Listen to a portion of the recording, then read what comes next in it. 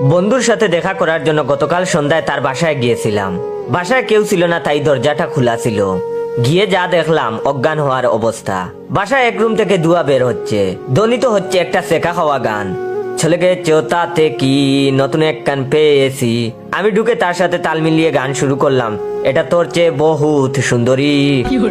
হঠাৎ বন্ধুটার সুরে ব্রেক চাপলো। বন্ধুর হাতে 1 লিটার কোকাকোলার একটা বোতল, এখনো অর্ধেকটা অবশিষ্ট রয়েছে। হয়তো রিজিকে আমার লেখা ছিল। অবস্থা দেখলে যে কেউ মনে করবে আমার বন্ধু লাল পানি পান করছে। আর নাইট গার্ড, মশার কয়েল সবগুলো একসাথে জ্বলছে। আর কয়েলগুলোর ধোঁয়ার কারণে রুমের কোনো কিছুই দেখা যাচ্ছিল না। তখন বন্ধুকে আমি প্রশ্ন করলাম, হে জনাব, আপনার কি হয়েছে? সেকা খেয়েছেন নাকি? আমার কথা শুনে ব্যথিত কণ্ঠে ব্যর্থ প্রেমিকের মতো গর্জন করে বন্ধু কেঁদে উঠল। প্রেমিক বন্ধু ব্যর্থ কণ্ঠে বলল, আজকে আমার প্রেমপত্র গোলাপ ফুল প্রত্যাখ্যান দিবস। তখন আমি বললাম, তার জন্য গৃহে এইরকম পরিবেশের প্রয়োজন কেন, বুঝতে পারছি না।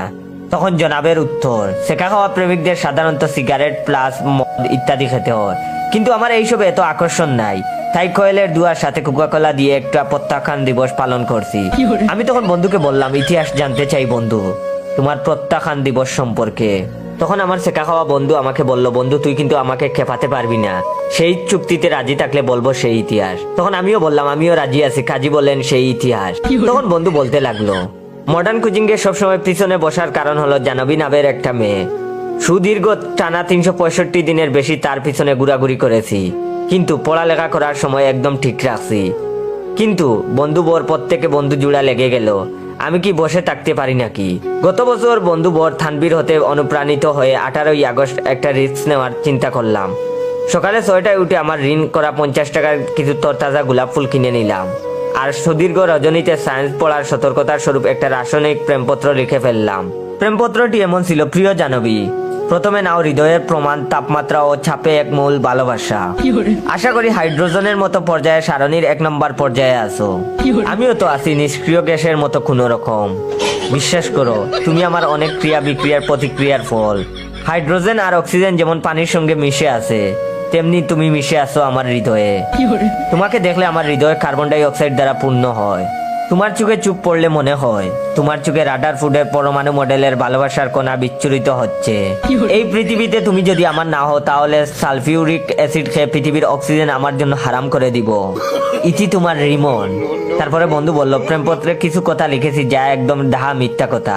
লেখার কারণ যাতে প্রেয়সী কিছুটা প্রেমে পড়ে। সকাল প্রায় 6টা বেজে 20 মিনিট তাদের বাসার সামনে গিয়ে অবস্থান নিলাম এবং তার আগমনের অপেক্ষায়। মিনিট 5 পরে তার আগমন। পথ আটকে দাঁড়িয়ে দ্রুততার সাথে তার হাতে আমার প্রেমপত্র তুলে দিলাম, কিন্তু বাংলা সিনেমার রিনা খানের মতো করে বলল, আব্বাকে ডাক দিব। আর আমার চোখের সামনে আমার রজনী জেগে লেখা প্রেমপত্রটা ছিঁড়ে কুচি কুচি করে ফেললো। সে আমাকে প্রত্যাখ্যান করলো। অমর হয়ে রইল দিনটি 18ই আগস্ট। মাত্রাতিরিক্ত বয়ে আমার ঋণে কেনা গোলাপ নিয়ে সোজা কোচিংয়ে চলে গেলাম। চোখে মুখে ব্যর্থতার ছাপ, কিন্তু লাস্ট ক্লাসের ম্যাম যখন ফার্স্ট ক্লাসে আগমন করলেন, তখন আমার কেনা গোলাপগুলো হতাশ করা প্রেয়সী অনেক ললনার সামনে ম্যামের হাতে তুলে দিলাম আর বললাম, ফুলগুলো ভালো লেগেছিল বলে কিনছিলাম, কিন্তু সবার হাতে মানাবে না, কিন্তু ম্যামের হাতে চমৎকার লাগবে। আর যদি কানে লাগান তাহলে তো। আর কিছু বলতে যাব, মুখ থেকে কথা কেড়ে নিয়ে তিনি বললেন, নায়িকা মৌসুমীর মতো লাগে, তাই না? ম্যামের কথাটা শুনে আমরা সবাই মাথা নাড়লাম, যার কারণে প্রত্যেক পরীক্ষায় বাংলাদেশ ও বিশ্ব পরিচয় নামক বিষয়ে আমার তাকে সর্বোচ্চ নাম্বার।